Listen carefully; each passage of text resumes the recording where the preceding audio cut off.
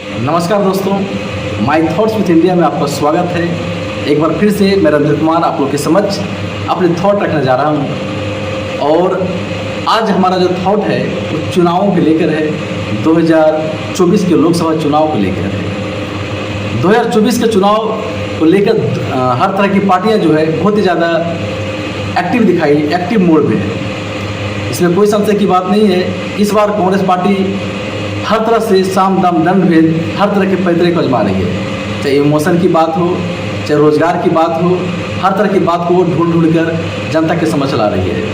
अगर राहुल गांधी की बात की जाए तो उनका जो पैदल यात्रा था उसमें बहुत ज़्यादा मेहनत दिखाई देती है। और पैदल यात्रा जो उन्होंने कश्मीर से कन्याकुमारी तक जो भी उन्होंने किया था उसमें बहुत तरह के दिलचस्प मोड़ दिखाई देता है, जिससे बहुत सारे पब्लिक, बहुत सारे भारतीय जनता उनके अट्रैक्शन में आ चुके हैं। अगर यूँ कहें तो उन्हें चाहने लगे हैं। वह राहुल गांधी जिसे कुछ दिन पहले लोग मूर्ख समझते थे, पप्पू कह के संबोधित करते थे, आज वो कहीं ना कहीं अपना वजूद बनाने की ओर आतुर है। और दूसरी अगर बात किया जाए भारतीय जनता पार्टी नरेंद्र मोदी की, तो उनका भी साम दाम दंड भेद अपना चरम सीमा पे है। वो हर तरह से किसी भी स्थिति में सत्ता में बने रहना चाहते हैं, चाहे उसके लिए कुछ भी हो जाए। और 2024 के नोकझोंक को लेकर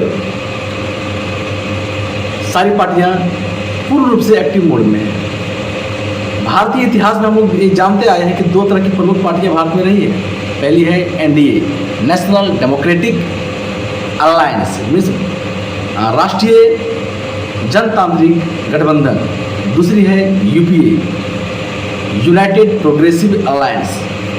और दोनों तरह की जो पार्टियां हैं आपस में हमेशा लड़ती आई है, कभी एनडीए वर्सेस यूपीए, कभी यूपीए वर्सेस एनडीए, और उसमें से कोई जीती है कोई हारी है। ज़्यादातर अगर देखा जाए तो 40 साल लगभग एनडीए का शासन रहा, 15 साल लगभग 40 साल लगभग यूपीए का शासन रहा, और 15 साल लगभग एनडीए का शासन रहा।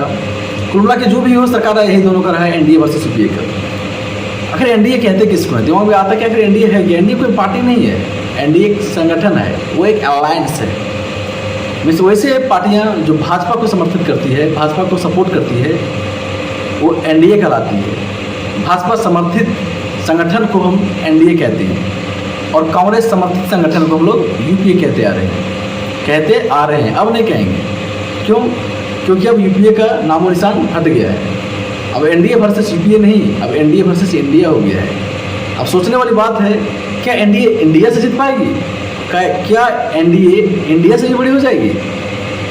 आंसर है हाँ, क्योंकि यहाँ पर इंडिया जो है वो हमारा देश की बात नहीं हो रही है। इंडिया एक फुल फॉर्म है जिसका अर्थ है Indian national development inclusive alliance.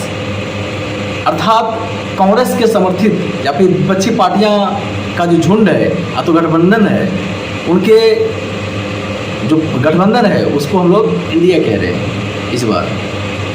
और जैसे ही कांग्रेस ने यह बताया इस बार हमारा जो नया गठबंधन का नाम है यूपीए नहीं है अपितु इंडिया है, तो फिर क्या था? बवाल होना तय था।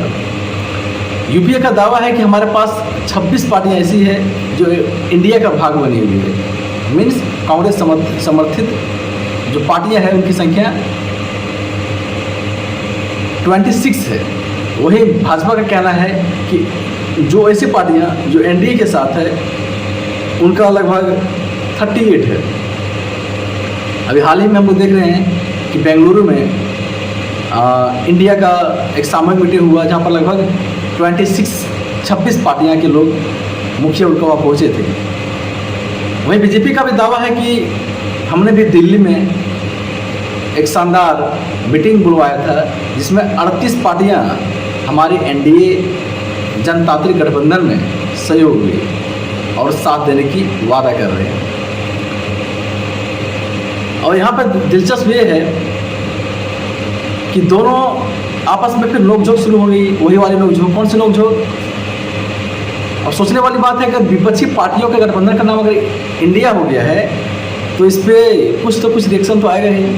और रिएक्शन ये है कि असम के जो हमारे मुख्यमंत्री हैं हेमंत बिस्वा शर्मा, उनका कहना है कि भारत का नाम इंडिया है ही नहीं। क्या आज के बाद पहले आपको पता था कि भारत का नाम इंडिया नहीं है? नहीं पता होगा और पता होनी भी नहीं चाहिए, क्योंकि भारत का नाम इंडिया है, ये संविधान में अंगीकृत किया गया है। लेकिन उनका कहना है कि यह नाम अंग्रेज़ों का दिया हुआ है और अंग्रेज़ों के जो लोग समर्थन करते हैं वही लोग इंडिया के नाम पे पार्टी बनाए हुए हैं। और इसलिए जो भारत का जो नाम है, इंडिया का जो नाम है, वो इंडिया नहीं है, भारत है।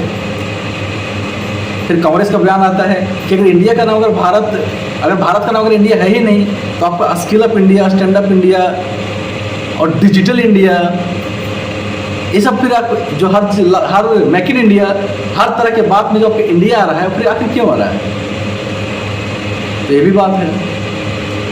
कुल मिला के इस बार कांग्रेस जो है भारतीयों को इमोशन के साथ जुड़कर अपना पार्टी, अपना गठबंधन का नाम रखी है, इसका नाम इंडिया पड़ा है। तो आप लोग इस विषय में क्या सोचते हैं?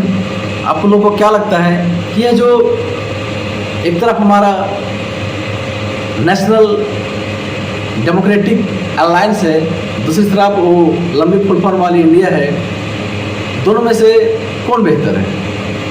आप अपनी ओर से प्रतिक्रिया दीजिए और बताइए कि दोनों में से सिर्फ नाम ही लोग रख रहे हैं या फिर इनके पीछे कुछ विजन है या कुछ एजेंडा है जो देश के भलाई के लिए उपयोग हो सकता है, या सिर्फ ये डिबेट वार चलेगा, ये इस पर कटाच करेगा, उस पर कटाच करेगा, वो कहेगा हम लोग इंडिया वाले हैं, वो कहेगा इंडिया देश का नाम ही नहीं है।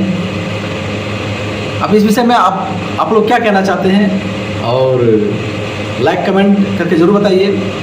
अगले दिन हम फिर एक next video my thoughts with India के साथ आपके साथ हाजिर होंगे। तब तक नमस्कार।